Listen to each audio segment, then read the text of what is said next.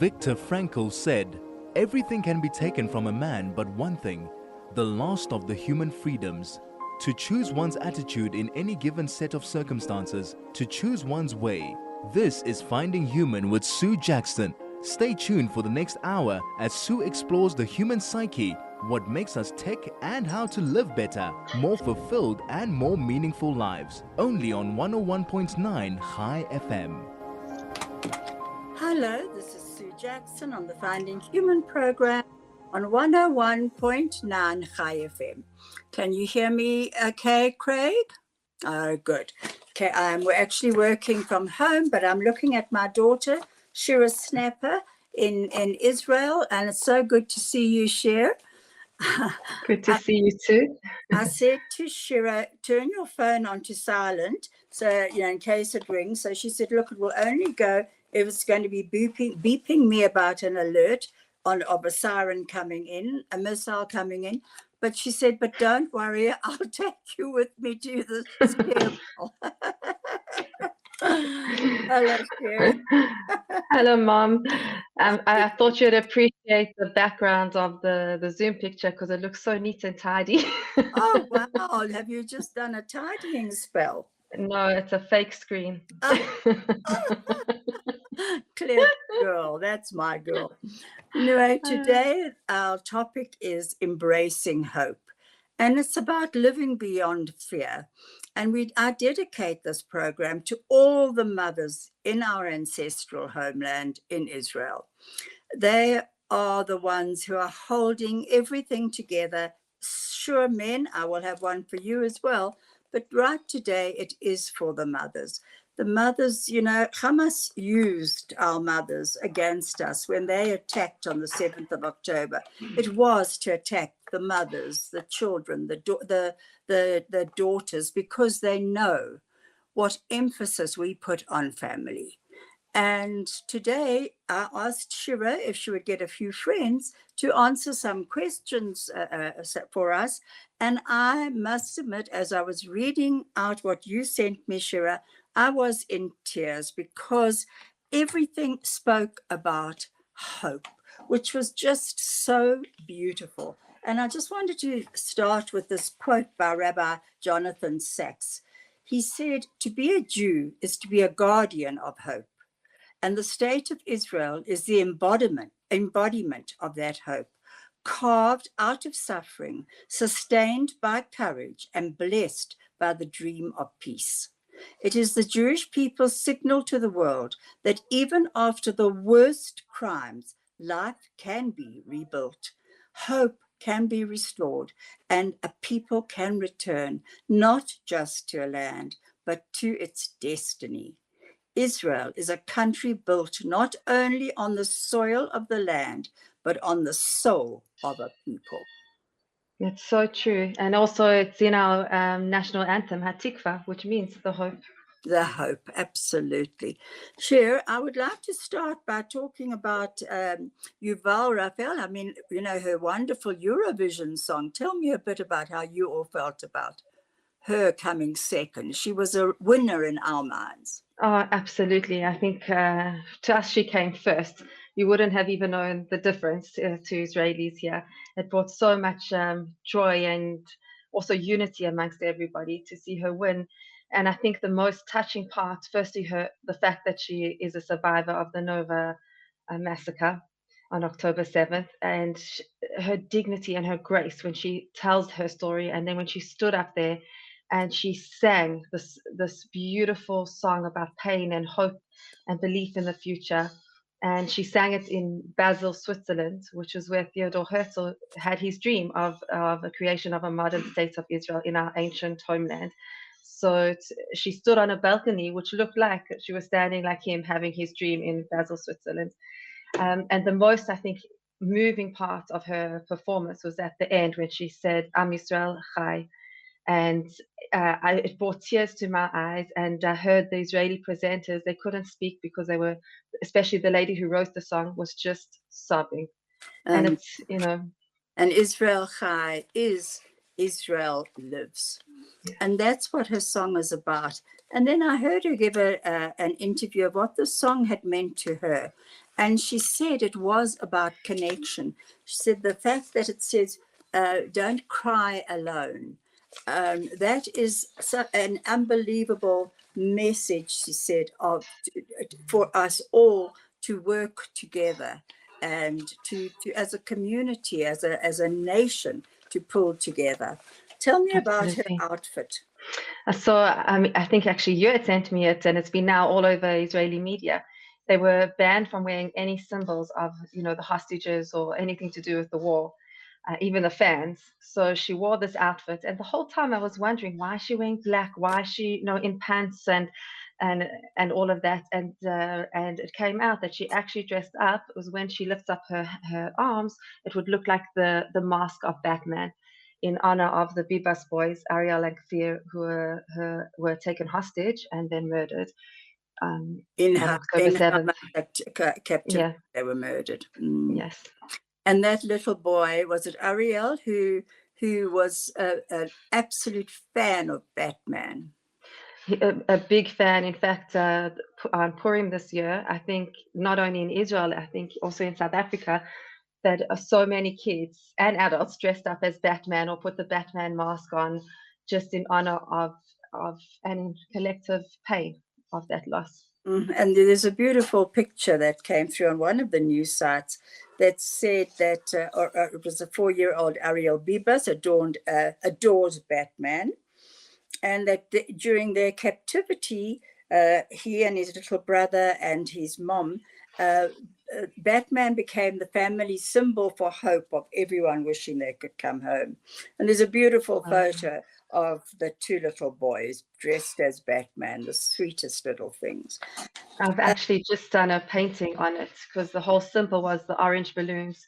So I was with my friend Candace. We took a Batman mask, we connected it to balloons to let them go, so also maybe so everybody could feel it. Maybe it'll travel all the way to Gaza. And it was of me on a map of Israel crying because the whole of Israel was in terrible pain and crying that day when they came home in body bags. And also when they came home without their mom. That was the most cruel twist of all. It was just too shocking.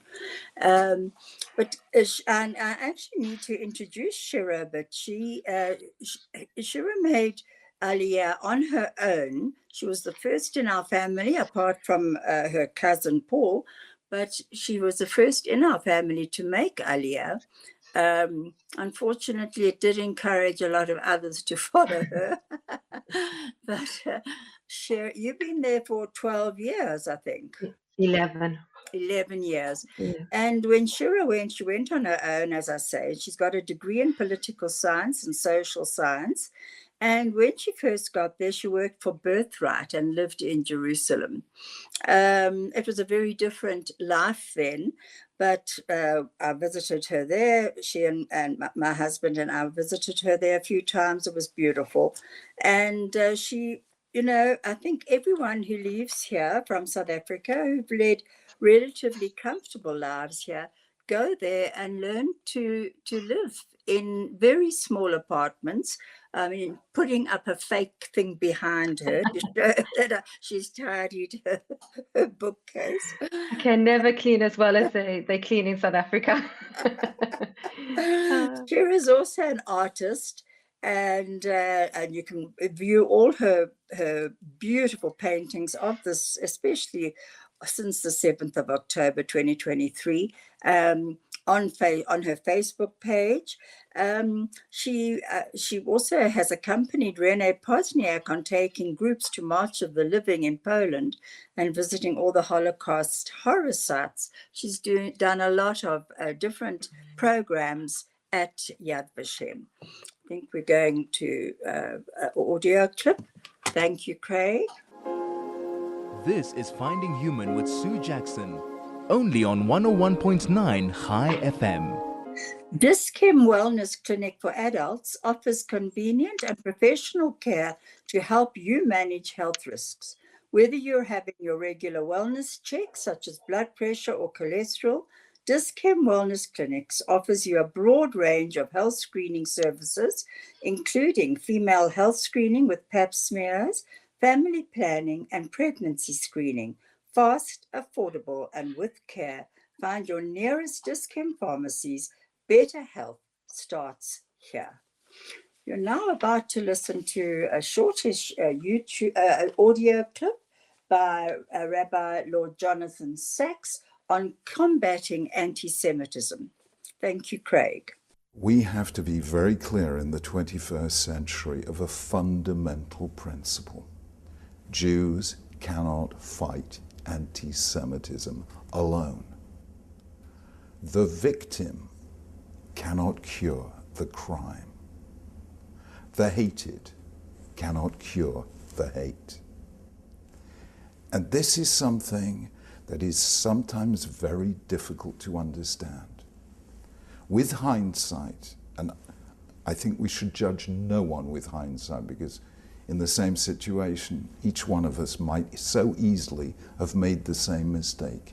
But in hindsight, the Jews of Germany in the 19th century made a momentous and tragic mistake. They said, since Jews are the objects of anti-Semitism, Jews must be the cause of anti-Semitism. And therefore, if we are the cause of anti-Semitism, we can be the cure of anti-Semitism. They hate us because we're different. Let's stop being different. Okay, we eat different foods. Let's get rid of the laws of kashrus. We observe a different holy day. Let's move Shabbos to Sunday. That's what some Jews in Germany actually did. They don't like us because we have different marriage and divorce laws. Well, let's say Dina de Malchuta, Dina, the law of the land is the law. Let's stop having our own special Jewish marriages and divorces. The whole shooting match. Everything that made Jews different from others, Jews in Germany, some Jews gave up in the 19th century. How much did that diminish anti-Semitism? Not 1 millimeter. Why? Because it's a fallacy. Jews don't cause anti-Semitism. Something in the mind of the anti-Semite causes anti-Semitism. And therefore, if we think that it's something we alone can do to cure anti-Semitism, we are making a great mistake. And therefore, we have to stand up loud and clear and say, we as Jews will fight for the right of Christians anywhere in the world to live their faith without fear. But we ask Christians to stand up for the right of Jews anywhere else in the world to live their faith without fear. I personally, and our community, have led the fight against Islamophobia, and we always will do. But we have to ask Muslims, you have to lead the fight against Judeophobia. We have to stand together to fight hate, not Jews alone, but every single person who cares for the sanctity of life and for a free and just and tolerant society. And we must never be left alone. We must gather allies, because ultimately the hatred of Jews is hatred of difference, which is hatred of humanity. The enemies of Jews are the enemies of freedom wherever it is. And that is why we must stand together to fight hate in all its forms. This is Finding Human with Sue Jackson, only on 101.9 High FM. Hello, this is Sue Jackson, and I'm back with my daughter, Shira Snapper in Israel. And the heading of our program is Embracing Hope. And I asked Shira, as I told you, to please ask a few questions of her friends, which she has done, and she sent them through to me. You know, Israel is watched, evaluated, judged, criticized more than any other country or people in the world, and certainly at the UN. And they've just had an incredible march in New York City, a march for Israel, about 50,000 people, and marching for the freedom of Israel. And it was quite an amazing march. I don't know if you've seen it, Shira, But they were speaking about the hostage families. It was very much a pro-Israel parade. And apparently it's an annual event, started in 1965, which I didn't know. I think it's And called the Israel Day Parade, and they try to bully the mayor this year to not have it. that's right, yeah. And there were hostages and hostage families there, which I think was absolutely amazing. And funny enough, this year's theme was Hatikva, the hope. Beautiful. Now, Shira, when you sent these messages out to your friends, how did they feel about answering them? I think, or some of them said, "Well, wow, such deep questions," because we have to, you bury the pain and the chaos also inside yourself, and these questions, make you think of how actually are we coping. What is making us resilient? What is making our children resilient? It has been a very, very long war, and it's still not over. So I think that it brought up a lot of feelings for people, which is good, and it's good for me. It was very healing to read what they've gone through, to know I'm not alone as well. What my children and I and my family go through. Absolutely. I must admit, I was incredibly touched by it. And, Carl Jung said, children are educated by what the grown-up is and not by what he says. And I can't help thinking about the other day when you were caught outside. Tell me about that, when the sirens went off. You were not in your home. So it was Lag BaOmer, and the Chabad had organized a beautiful Lag BaOmer event at a outdoor community area. And there were lots and lots of children and families.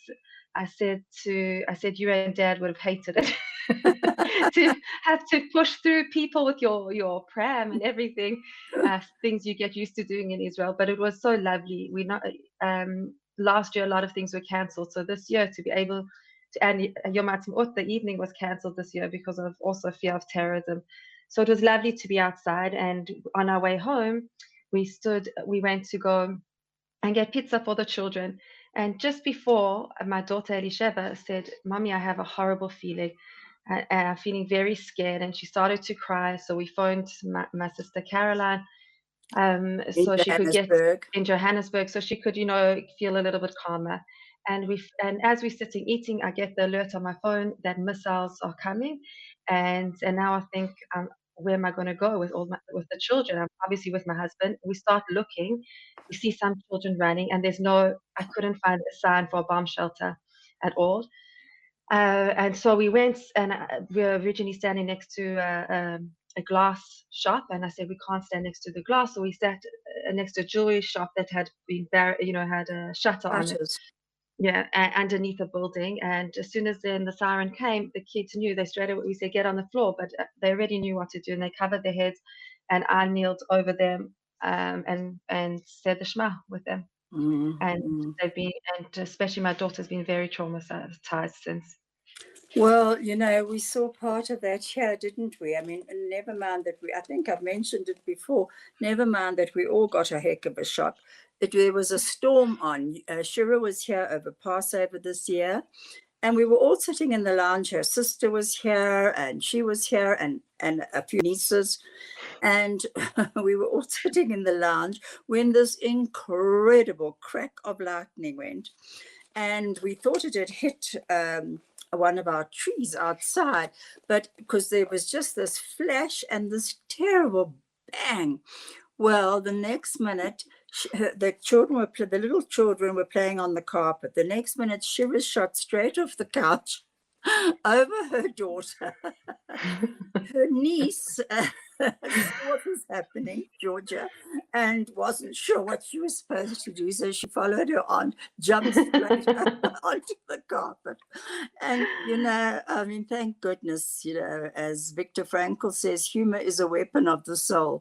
Because we were all shaking, but we were also all laughing. And in a way, it brought the reality of what does happen in Israel when there are these terrible sirens that go off and the booms and the bangs that follow them, whether the Iron Dome hits them or whatever happens, whether it's the shrapnel falling to the ground. The booms are incredibly frightening. Now, Shira, I'd like to just read a few of these out. The one was Natalie Freed. Natalie was from South Africa initially and made Aliyah. And so these, as I said just now, a lot of them came from comfortable homes and chose to go and live there. And one of the questions I asked was, how do you deal with children? Let me just see what I did ask. The resilience to cope with children, the way children are reacting, teaching children to not hate, but to be cautious. Can this be done? As war drags on, are there any regrets about making Aliyah? Hope for the future? Do you do anything to help the IDF, the hostages, or the families of the reservist families? How do you bring fun into life? How are your children's schools coping with the uncertainty of each day? Does being a member of community help? Now, Natalie Freed the one thing that she said was, we support our kids by acknowledging their fears and difficulties, and at the same time showing our confidence in them that they are able to handle these fears and difficulties. I think that's amazing. She goes on to say acceptance plus confidence equals support. And she said since the start of the war, her one child didn't want to sleep in his own bed. He was scared. So they moved him. But eventually they discovered the secret formula of support equals acceptance plus confidence. So she said, we told them that we understand that he's scared and that it is difficult for him to sleep alone, but we also know that he's brave and can handle being scared. And thank goodness it worked, and he now sleeps in his own room. But he finds it difficult playing outside by himself now because of fear, and he's definitely more anxious than before 7th of 10. This was also interesting, teaching the children to not hate. And she said they send their daughters to jiu-jitsu so they can protect themselves. And this has given them a bit of protection, their own self-sense of that they can do something. So, I mean, that was amazing. She also said that any regret, she said absolutely about making Aliyah. And she said the opposite. I'd hate to not be a part of this amazing country. I'm so proud to be Israeli and to be living through this momentous time and helping in whatever small way I'm able to. She says she's got lots of hope for the future, and Israel is in a position of unbelievable strength. And she talks about the miracles that she has witnessed since the 7th of the 10th, 2023. What do you have to add to this? I see her son is in the Air Force, and that she had hosted displaced families in her father's apartment for 2 months at the beginning of the war. Yes, her father's still in South Africa, actually. So hopefully he hears how amazing his daughter is also. Absolutely. Yeah. Also, she says older children organize games, evenings, and she finds that being in nature is very calm. So they go to the beach or they go to hikes, and the schools seem to be running smoothly. She says it's business as usual. A siren goes off. We all go to the miklat, the bomb shelter. We then leave it, and then life goes on as usual. There's no dwelling on the craziness going on around us. It shows you just what you are able to adapt to. You know, you do what you have to do, and then you go to your next appointment or you carry on with your class. If there's humor in it as well, because it's such a crazy situation to live under. Totally crazy, and for everyone will be feeling very similar feelings. And what does being a member of a community do for you? I think, as she said, we go to the same shul, and the rabbi there has also explained a lot of the different feelings that we're feeling. Let's say if it was the hospice negotiations or different war aspects of the war that's going on, that is, it tears at your heart. And the anti-Semitism from the rest of the world, and the blame, and the how we've been vilified. So the rabbi has also, clarified those things. And I think having a community reinforces those. Firstly, you have support. You have people to talk to who are going through the same things. You can get advice from other people. And I think it reinforces your belief system. But for me, it's also important that you yourself make sure that you're learning, listening to podcasts or shiurim, or going to shiurim, that you're learning about having faith, having emunah, because I think without it, it's very hard to believe in a future and to be resilient. Absolutely. I must admit. And it's also, it's very hard in this time not to hate, isn't it? Unfortunately, yes. And it is something that I think to watch out for. Today's news said the UK, Canada, and France are calling on Israel to end the war. And, why don't they just call on Hamas to release the hostages and to lay down their arms? And, then perhaps there could be talk. But certainly not, initially, I must admit, find it incredibly difficult seeing the scenes of little children in Gaza starving. One little boy put his bowl out to get soup the other day, and some of the soup splashed onto his hand, and he was burnt and he cried. My heart broke for him. And then today I read in one of But there's more truth behind those images as well.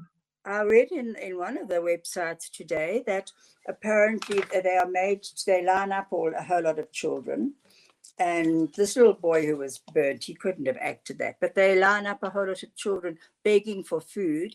And if only they showed what was behind the photographers, the reporters, it was a market with food that other people eating. So they're lining these kids up. They're being used as human shields.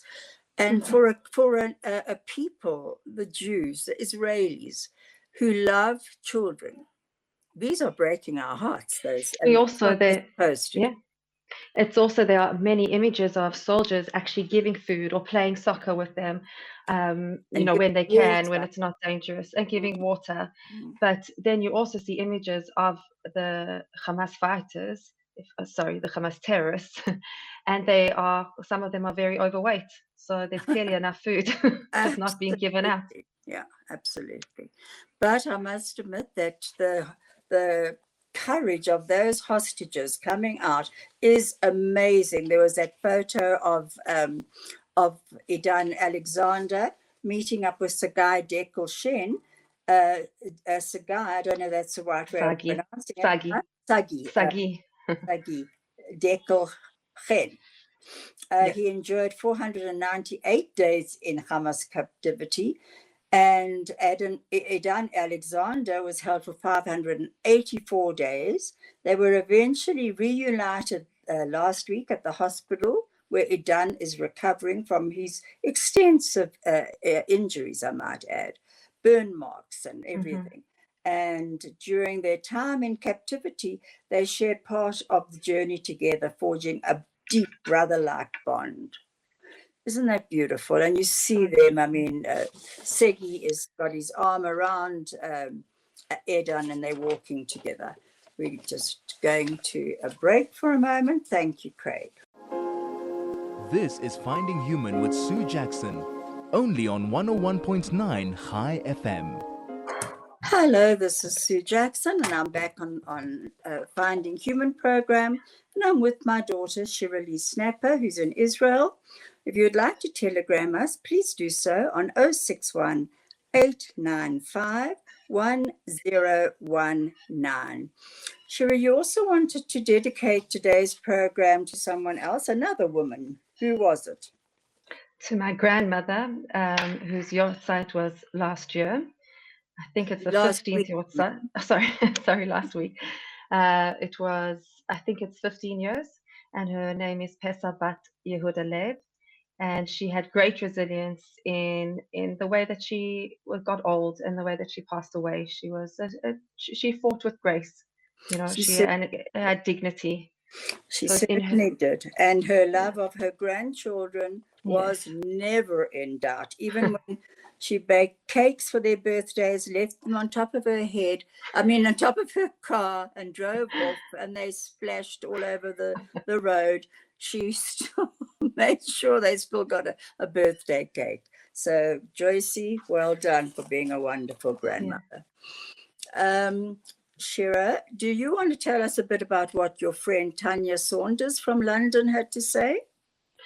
So I'm going to, I thought you were going to read it, so I have to find it. Oh, okay. You Do you want to read it? Okay. Yes.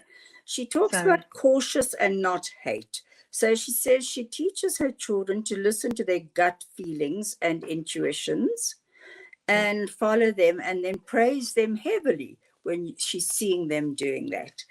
And when she was asked, do you have any regrets about making Aliyah to Israel, to immigrating? She said, I only miss family and grandparents. It's very hard because not everyone can move. And she says, we moved before we had children. I don't know if I would have been able to move once my children were born. And I know that you find that very difficult with we are not all part of your children's lives, our daily lives. And then she talks about her hope. She says she keeps talking and believing in Hashem. For her, that's the only way. And she doesn't like to watch any of the other news channels, only Israel news. Well, I must admit, I have to agree with her. absolutely. I used to watch every single news channel going until I realized I was going a bit daft myself. And then more daft than normal. And then also she talks about having fun. She said it's mundane fun. It's doing simple things. You can't wait for the big moments. First of all, you can't always afford them. Especially in Israel. Yeah, absolutely. She said the school's amazing, and they make sure that they say Psalms, Tehillim for the soldiers, and they remind the children that we're fighting evil, but we will prevail. And her daughter, her twins are at the same school as Elisheva, my daughter. Okay. And she says community always matters, and that Jews are definitely not meant to live in a vacuum. And we see that here in South Africa, very definitely. Our communities have all pulled even closer together, are doing a lot for Israel, and have moved closer together. That was from Shira and Tanya Saunders from London. Sorry to interrupt you. I just wanted to go back on the teaching the hate. And I think that it's a very, very complicated situation because there are many people that are absolutely fine, but we don't know who's not and who is. So it's teaching, as Tanya said, our children to be aware of their surroundings and always to trust your gut. If it's not something feels not right, walk away or go tell someone. We have never been a nation to hate or to teach hate. We teach life, and we teach Zionism, which the world has made into this evil word. But the word Zion is mentioned many times in the Torah, and that's another name for Israel, and that is our homeland. And so we teach our children this: we have a right to live. We have a right to live in our land and to be proud of that. And that doesn't mean to hate, but to know we have a right to defend ourselves and to be proud and to always live with Hashem's guidance. And Hashem's guidance is light and love. Yeah, absolutely. Amen to that. I absolutely agree with you there. You know, there's also, I think, part of the love that people don't even understand in Israel, that more than 40 years after being declared missing in action, Sergeant First Class Zvi Feldman is laid to rest in Israel. Now, he was a soldier who had been missing since the first Lebanon War in 1982, and his remains were recently found in Syria through a joint operation by the IDF and the Mossad, and they've been returned to Israel for burial. And you know what? Israel never forgets and never stops fighting for its people. The motto is, we leave nobody behind. And that's why the pain of these hostages still being, and the bodies of our soldiers and people who've been taken in as hostages, is really, it's so incredibly upsetting. And when people like the UK, Canada, and France say end this war, they don't understand that in Israel, everyone is actually related emotionally. And they don't understand the Middle East and how it works. Absolutely. That you can't give into terror because then it will happen again. You know, you only have to see how President Trump copes with people with such, humor and force. I can't say I'm fond of the fellow, but but I have to sometimes admire how he's a chameleon and can change to fit in with whatever is required of him. Okay, so Candace, your friend Candace Price, wrote beautiful things about how she is reacting.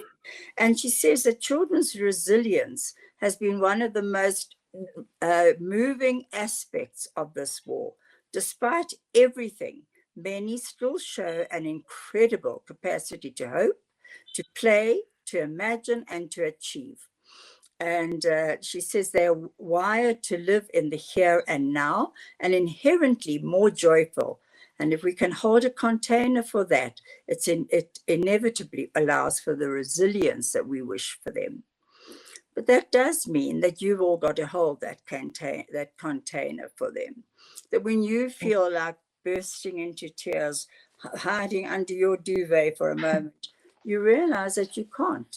You've got to get up and comfort the children, do something with them to distract them. And it's not just the children, it's everything. It can be how the economy is affected by the war. So it's trying to keep our husbands calm, or it's trying to keep our family who's not in Israel calm when they can't see what's going on here and how we're feeling. And trying to just keep things normal as much as you can. It's a lot to carry. It's a lot to carry. And there's also a certain amount of anger towards the people who are here, that we don't really understand what's going on. And, over December, our rabbi actually put a message out, Rabbi Upson, to say, please don't post things on Facebook and Instagram or what have you, on TikToks, showing what wonderful holidays you're having all over the place. When in Israel, our families are struggling daily with this war. And I thought it was not that everyone listened to him, but I did think it was, he was so right, because it's very hurtful, actually. I think that everybody has to still to live. I can't expect everyone in South Africa to just carry on in feeling the heaviness we feel here. But I don't think that anyone can understand what it is to be here. But in the same sense, I don't know if everybody can understand the beauty of being here as well, and the miracles. The beauty and the miracles, long may those continue, which they will. Thank you, Craig. This is Finding Human with Sue Jackson, only on 101.9 High FM. Hello, Craig is going to be playing an audio clip now, and it's by Elie Wiesel on the danger of indifference. My entire adult life was dedicated to the idea that whenever people suffer, we must intervene. Why did I say that? Why do I believe in that? Because I believe that indifference is what is worse in the human nature. Some people like to be indifferent, it's easier. And also because indifference is not even the beginning of a process, it's the end of a process. It's almost worse than hatred. Hatred, you can fight it, you know how.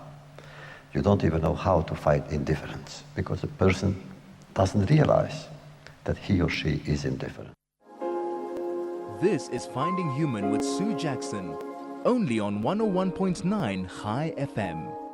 Hello, this is Sue Jackson, and I'm back with my daughter, Shira Snapper, in Israel.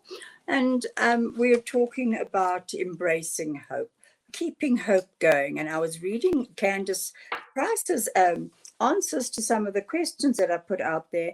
And she's just written so beautifully. She says, Lisa Kramer referred to Dr. Shafala's theory of our three superpowers And it's really so applicable in that the war has revealed that we are adapters. We adapt to different things. We are alchemizers. We can convert things into positive and constructive. And we are altruistic, here to serve others. Wow, Candace, that's beautiful. And she says that reactions of the children vary deeply and widely. But one of the things that I asked was also important to teach the children about not having hate. She says, yes, but it's delicate. Children are incredibly perceptive, and we can talk about danger in age-appropriate ways that focus on safety boundaries and awareness without directly naming or focusing on the offender. She says, by centering the conversation on how to stay safe and what to look out for, if something feels wrong, we can foster vigilance and not hatred. She also goes on to say there's a lot that she has said, but she says personally, when I asked, do you have any regrets making Aliyah? She says, no. It's obviously personal, but I think the mistake people often make is seeing Israel only as a place and its offerings. And when that doesn't happen, they feel dissatisfied. For me, it's more like a relationship, a deep, complex, and meaningful one. This for me making Aliyah, it wasn't just a logistical decision, it was a heart decision. I chose to live in Israel with everything that comes with it, the beauty, the chaos, the trauma, and the purpose. You don't abandon the ones you love when they're hurting. You sit with them, you stay, and you grow roots. And certainly that's what she's done in Israel. She said if she finds herself fiercely advocating for Israel, even with friends she's known all her life, of course there's pain and there's deep grief. But with that, there's also meaning, purpose, perspective, clarity. And in those moments, I'm reminded exactly why I chose to be here. What's just as moving is witnessing the unwavering commitment of people who continue to hold space for healing, even when they themselves are running on empty and exhausted. There's a quiet heroism in the way they show up again and again for others. Candace, honestly, a lot of what you mentioned really touched my soul. And Shira, Beautiful. I really thank your friends for answering them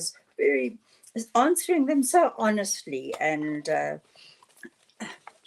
from the heart. Well, Yes. how would you like what would you like to say about Israel? I think that for me, it was always a soul calling to live here, to whatever I can do for the Jewish people. I feel it deeply in my soul. Obviously, you're limited when you, thank God, have little, little children of what you can do, but it's teaching, it's helping anyone that you see. And it's a great honor to be here. And there's a lot of pain that we're carrying. So let's have the unity and let's pray and hope for better days. There will be. We'll be okay. I'm Israel Chai. I'm Israel Chai. Thank you, Shira. I'm being told to wrap up, but I wanted to just say this by Carl Jung also. Know all the theories, master all the techniques, but as you touch a human soul, be just another human soul. So let all our souls unite. Let everyone who cares for Israel and for the Jewish people and all our friends in the world, please go on praying for Israel and the peace of Israel and the safety of Jews around the world in the diaspora as well. Thank you, Craig. Thank you, Shira. There's always so much more to say, but thank you for your resilience and your hope and your unbelievable love of Israel. It did take quite a lot of our family with you. I won't blame you for that. The rest of you can come. Okay. Thank you, Craig.